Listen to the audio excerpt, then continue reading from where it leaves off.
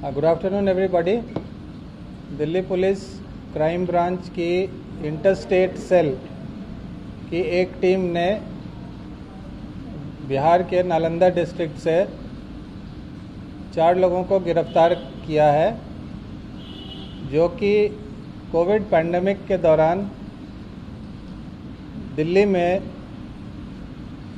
जो नीडी लोग थे, जिनको ऑक्सीजन की ज़रूरत थी, उनको ऑक्सीजन सिलेंडर सप्लाई करने के नाम पे पैसे कलेक्ट करते थे और फिर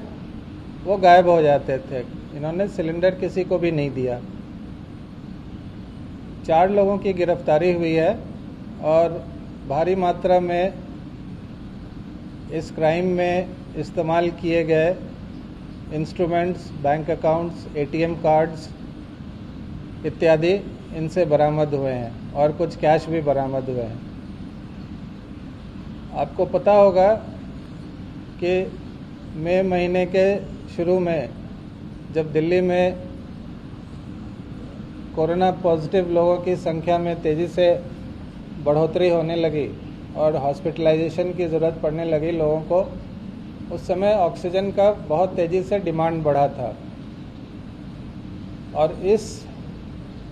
बढ़ते हुए डिमांड को इनकैश करने के लिए ये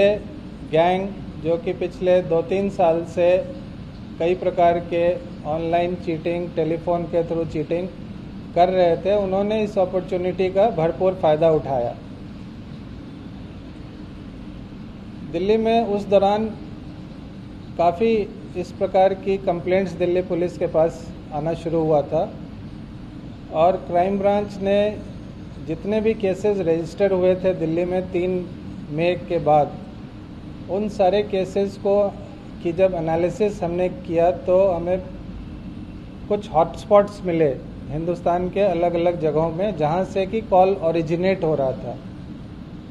इन सारे हॉटस्पॉट्स को फर्दर एनालिसिस करने के बाद पता चला कि कुछ मोबाइल नंबर्स जो हैं इन जगहों से अलग अलग लोगों को फ़ोन करके सोशल मीडिया में अपने एडवर्टीज़मेंट्स डालकर और कई तरीक़ों से लोगों को संपर्क करके और उनको ऑक्सीजन सिलेंडर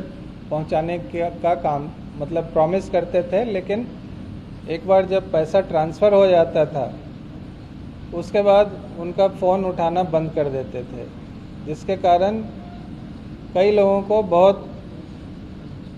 मुश्किलों का सामना करना पड़ा। जब हमने ये हॉटस्पॉट्स बनाया तो इसमें नालंदा एक important hotspot, Nalanda district Bihar, उसके आसपास का नवादा, बिहार शरीफ इत्यादि एक हॉटस्पॉट बना,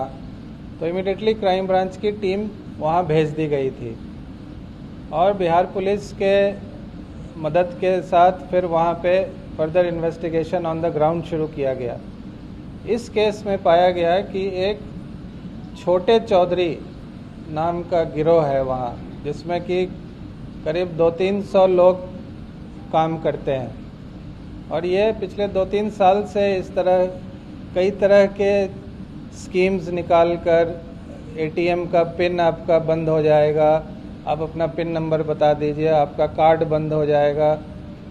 OLX वाला आपको पता होगा, OLX पे जो फ्रॉड्स करते थे, तो कई तरह के LIC के फ्रॉड्स, ये सब तरह के फ्रॉड्स कर रहे थे और इनकी वेल ऑयल्ड एक मशीनरी है। इसमें 2 वर्टिकल पाया गया है। एक वर्टिकल होता है मार्केटिंग वर्टिकल।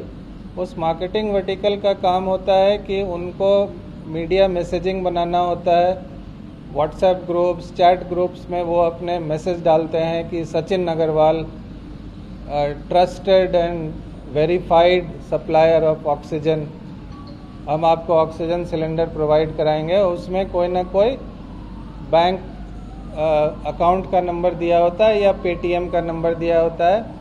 और वो डाल देते हैं सोशल मीडिया ग्रुप्स में। अब हम लोग एक दूसरे को फॉरवर्ड करते हैं उसको अनजाने में कि हम किसी की मदद कर रहे हैं, लेकिन ये फ्रॉडस्टर्स का एक बहुत बड़ा टूल था जो वो डाल देते थे और लोग अनजाने में एक दूसरे को भेजते रहे और जिनको ज़रूरत होती थी वो इन नंबर्स पे